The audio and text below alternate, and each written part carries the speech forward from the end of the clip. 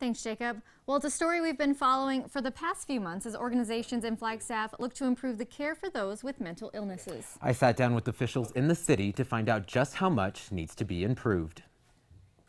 It's an issue that's made headlines for years. The victims, young and old, their stories spread throughout the nation. At home, the Coconino County Sheriff's Department sees an average of 1 suicide-related call every day.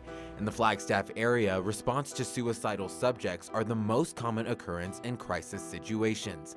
In fact, 47% of all crisis complaints involve suicidal actions. The next most common, substance abuse. Both are often the result of someone suffering from a mental illness, an issue that's seeing growth nationwide. And organizations in Flagstaff are looking to combat the problem.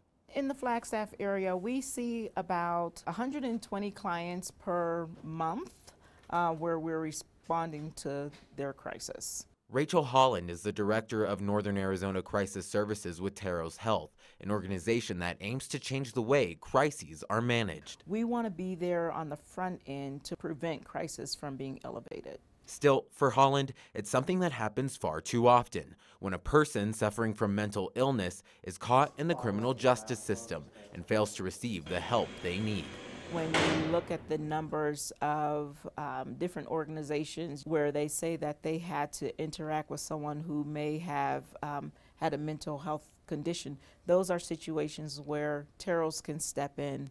But Terros isn't alone. The community's leaders in healthcare and first responders are looking to raise awareness. For police, this knowledge can improve the outcome of crisis response calls. If we can get Terros on scene, one, you have the officer that's able to focus on other types of things, which is what police services intended to do, whether that be safety issues or trying to prevent property crimes. While in dangerous situations, having police involvement can be beneficial, not all crisis responses require it, and doing so can put the safety of the subject and even officer at risk.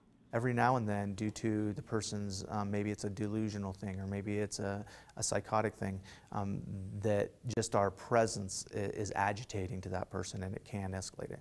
Another area that needs improvement, the number of Flagstaff police officers certified with crisis intervention training. Last year, of the more than 400 CIT calls into Flagstaff Police, just over 100 cases were handled by a CIT-trained officer. Today, in the department, only about a third of police have gone through CIT training. A number of officials with Flag PD are looking to triple by the end of the year.